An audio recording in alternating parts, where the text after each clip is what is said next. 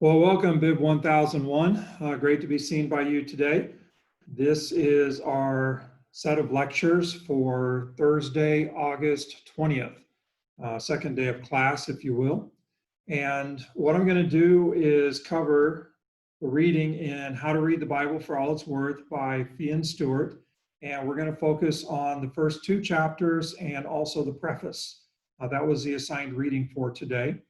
And I'm going to break this lecture down into three smaller lectures. We're going to cover chapter 2 first, and then chapter 1, and then I'll talk a little bit about the preface. And so it's kind of one big class session, but I'll go ahead and break it up into three smaller videos to watch. Also, hope you had a chance to watch Psalm 2 for our devotions for today. Now, chapter 2 covers a number of things, but probably most significantly is translations. And they identify that there are three basic approaches to translating the Bible. So the Old Testament was originally written in Hebrew, the New Testament originally written in Greek. There are a few places where in the Old Testament we have some Aramaic language, but by and large, Old Testament is Hebrew, New Testament is Greek.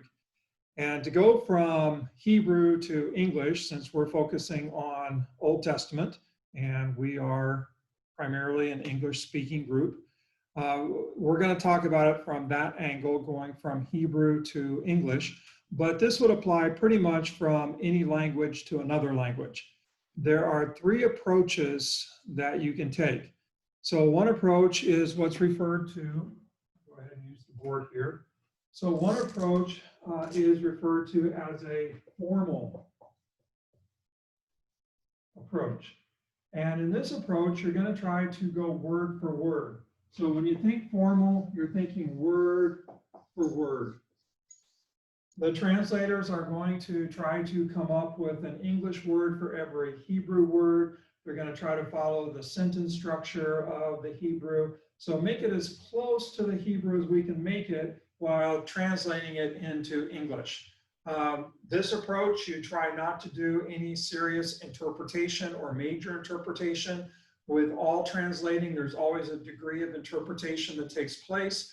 But here in this formal approach, we're trying to go word for word, follow the sentence structure, not trying to bridge cultural gaps or historical gaps, but make it as close to the original Hebrew as we can. Second approach is referred to as a functional approach. Sometimes you'll see this referred to as the dynamic equivalent.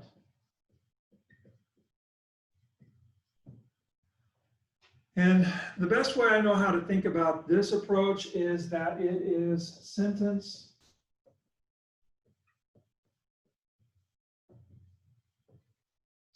for sentence. So we're going to take, every sentence basically expresses a complete thought. And so here we're going to try to go from the complete thought that's expressed in Hebrew to expressing that same thought in English. And so why it's called a dynamic equivalent, trying to express the very same thought. And again, it works on kind of a sentence by sentence basis. So you might see, word for word at places, but it's really not trying to be word for word. It's trying to take that thought and kind of make it a smooth reading thought in English. Okay, and then the third approach is what's referred to as free. And in the free approach, you're trying to bridge all the cultural distance, all the historical gap, and put it very much into contemporary thought. Best way I know how to think about this one is that it is paragraph for paragraph. So rather than working at kind of the level of sentence by sentence, now we're really looking at the big idea and taking that big idea and putting it into contemporary English, contemporary culture, and trying to best understand it that way. So again, these are the three basic approaches to translating for Scripture. I mean, you could apply it across the board to other ways of translating as well, but in terms of the Bible, these are the three basic approaches. Now, you're saying, okay, well, what difference does that make and what translation is mine? Where does mine fit? So up here in the formal, we have examples. The ESV is up here. New King James Version is up here. NASB, New American Standard Bible is up there. So those are just some examples that try to go word for word. In terms of the functional or the dynamic equivalent, here we especially see the NIV, and probably the NRSV is right in this area too. It's kind of a tweener, if you will, between formal and functional. NIV lends itself more in the direction of functional. And again, with the functional, you're trying to stay close to the word for word, but you're smoothing it out so that it reads easier in English, and you're kind of bridging some cultural gap there, if you will. And then down here in the free, the two best examples would be the Message and the New Living Translation. And we're also going to see one more down here. We'll take a look at it, called The Voice. Okay, so let's go ahead and see how this plays out. And we are going to take a look at Genesis 4:1. Sorry, my table's rocking a little bit. So Genesis 4:1, and I've created a PowerPoint, so let me share that with you so we can see what this looks like. And here we go. And let's go ahead and get the slides up here. All right, so here we are, translations of Genesis 4:1. This is from the ESV, word for word, formal. Now Adam knew Eve, his wife, and she conceived and bore Cain, saying, I have gotten a man with the help of the Lord. Now notice the words that I highlighted in red. The word to know in Hebrew is yada, and it has the idea of kind of intimate experiential knowledge. And so it's not just in for knowing about, it's knowing personally, intimately. So Adam knew Eve, his wife, and then she says, I have gotten a man with the help of the Lord. Now, this is very literal, and you can see that it could raise some questions. Well, we would hope that Adam knew who his wife was. And so we know that there's probably more going on in this knowing than Adam just being able to pick out Eve from, all the other creatures that are on the face of the earth at this time. We also have this language, I have gotten a man.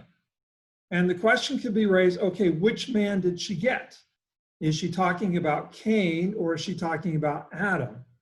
Is she saying, with the help of the Lord, I have finally gotten Adam? Or is she referring to Cain, her baby, as a man at that point, and with the help of the Lord, I have gotten a man, Cain? Now, what we're going to see is all the translations take man as referring back to Cain, since Cain is the closest man to this word. But you could argue, theoretically, that she's saying Adam knew his wife Eve, and she says, with the help of the Lord, I finally got my man. I finally got a man. And, the outcome was she gave birth. Okay, so that's the ESV. And you can see how the literal translation could also create some questions. And so translators are going to try to smooth out those questions. So we go to our next one, New King James Version, and it's a formal one. It's word for word. Notice it says Adam knew his wife Eve, so staying word for word, just like the ESV. And then Eve goes on to say, and I have acquired a man from the Lord. And that tilts us a little bit more in the direction that she's talking about Cain, because in the Genesis 2 story, the Lord presents Eve to the man rather than the man to the woman. And so I have acquired a man from the Lord. Contextually, that would point more to Cain. All right, let's go to another one. Here we're going to look at two. Here we have the older NIV, and then we have the newer NIV. The older NIV states it this way. Adam lay with his wife Eve, and she became pregnant and gave birth to Cain. She said, with the help of the Lord, I have brought forth a man. Now, the bringing forth a man would definitely refer to Cain. She didn't bring Adam forth, she brought forth the baby. But she's calling her baby a man. We're looking at kind of maybe the adult Cain, if you will. Okay, but more significantly, Adam lay with his wife Eve. So that was back in the 1980s, 1990s when this translation was popular. that was a way to speak about this intimate knowing that Adam lay with his wife Eve. But somewhere around 2008, 2010, somewhere in there, 2011, the NIV made a change and said, okay, we're going to retranslate this. We don't like the verb lay with his wife Eve. That doesn't have good connotations with it. That doesn't sound very intimate. That sounds like, Adam laid his wife. That's language that you would use on a, for a horrible thing that would happen on some Friday night. Okay, so no, we're gonna make this capture the intimacy of this. Adam made love to his wife Eve, and so now it sounds much more romantic. It sounds much more intimate. Better communicates the idea of this knowing rather than just he laid her. He made love to his wife Eve, and she became pregnant and gave birth to Cain. So you can see how translations even update themselves in an effort to keep up with contemporary language, contemporary ways of thinking, still working with the Hebrew word. The Hebrew didn't change, but we changed the English because the English language changed. Okay, let's go to another one. This is from the Message. Again, it's a free paragraph for paragraph, although we're just working with the sentence. Adam slept with Eve, his wife. And so you can see kind of a contemporary euphemism for, sexual union with someone. They slept together. So Adam slept with his wife Eve. She conceived and had Cain. She said, I've gotten a man with God's help. Go to the next one. This one I really think is kind of funny. New American Standard Bible. This one's formal word for word. Now the man had relations with his wife Eve, and she conceived and gave birth to Cain, and she said, I have gotten a man-child with the help of the Lord. Trying to be literal, and yet trying to bridge the gap a little bit. Had relations instead of just knowing, had relations, and some of your translations will actually say had sexual relations. Want to make sure that we know what's going on. And then her comment, I have gotten a man-child with the help of the Lord. So trying to be word for word literal, I have gotten a man, but at the same time not wanting there to be confusion about which man did she get, Adam or Cain. And so the translators create this word man-child. I have gotten a man-child with the help of the Lord. I know some of you are probably thinking that every man is nothing but a man-child, but I think they're probably referring to Cain here. All right, NRSV, to give you a feel for kind of formal, functional. Now the man knew his wife Eve, and she conceived and bore Cain, saying, I have produced a man with the help of the Lord. Obvious reference to Cain because Eve did not produce Adam. She was taken from Adam's side. And so again, using the verb produced instead of gotten. Okay, and one more. This is from The Voice. This is the freest translation that I know of. It's paragraph for paragraph. And listen to it. Now, Adam and Eve discovered the pleasures of lovemaking. I know, you're saying, what? Yes, Adam and Eve discovered the pleasures of lovemaking. And soon Eve conceived and gave birth to a son whom they named Cain. And Eve excitedly said, look, I have created a new human, a male child, with the help of the Eternal. A couple things I want you to notice about this one. Big difference. In all the other translations, they followed the Hebrew text to where the man initiated the knowing. Whether it's Adam knew Eve, Adam slept with Eve, Adam lay with his wife Eve, Adam made love to Eve, Adam had relations to Eve. But in all of our other translations, they follow the Hebrew where the man initiated the knowing, the relationship. But that doesn't fit our culture very well.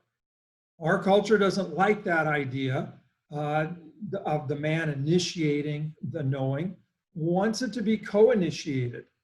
And so what this translation does is it kind of reads our culture into the text rather than simply working with the text in its own culture. And so Adam and Eve discovered together the pleasures of lovemaking. The initiative of the man is gone. It's co-initiated in this translation. Again, that is a reflection of our culture kind of being imposed upon the text, if you will, rather than acknowledging and hearing, their culture where the man initiated the knowing. Second thing I want you to see with this one is I have created a new human. In the Hebrew Bible, and we'll talk about this more in days to come, but in the Hebrew Bible, the verb create, that verb is used only of God.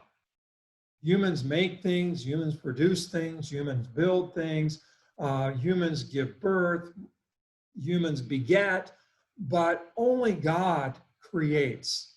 The Hebrew word is bara. And if you read all through the Hebrew Bible, every time you have the verb bara, the only subject of that verb, the only one doing that verb is God. And yet here, they go ahead and bringing it into contemporary language to where Eve is saying, I have created a new human, a male child, with the help of the eternal. That's kind of, from my vantage point, transgressing the language a little bit, transgressing the Hebrew thought a little bit, or the theology of the Old Testament a little bit, to where only God creates. Humans procreate, humans bring forth, but we don't create in the same way God does. And so I'm not real big on this, but I just want you to see it and really trying to help you to see that with every translation, there is a degree of interpretation that takes place. And we see it here when we go from formal to functional to free on that continuum. The further down the direction you go in free, the more the translator is doing interpreting. For our purposes, I want us to do the bulk of the interpreting. And so that's why we're trying to use formal and functional translations for this class only. I'm not going to pay any attention other than today to the Message or to the New Living Translation or to the Voice. They can be helpful or dangerous, like we see with the Voice. But what we're going to be working with is ESV, NIV, NASB, those formal functional translations. Now, there's one more thing in chapter 2 that I'm not going to spend a lot of time on, but I just want to mention it, and that is textual criticism. So we don't have any of the original manuscripts, any of the original documents. So what we have are copies of copies of copies of copies. And Fee and Stuart do a good job of talking about this, of explaining this, that whenever you have copies of copies of copies of copies, and these are all done by hand, then you're going to end up with variant readings.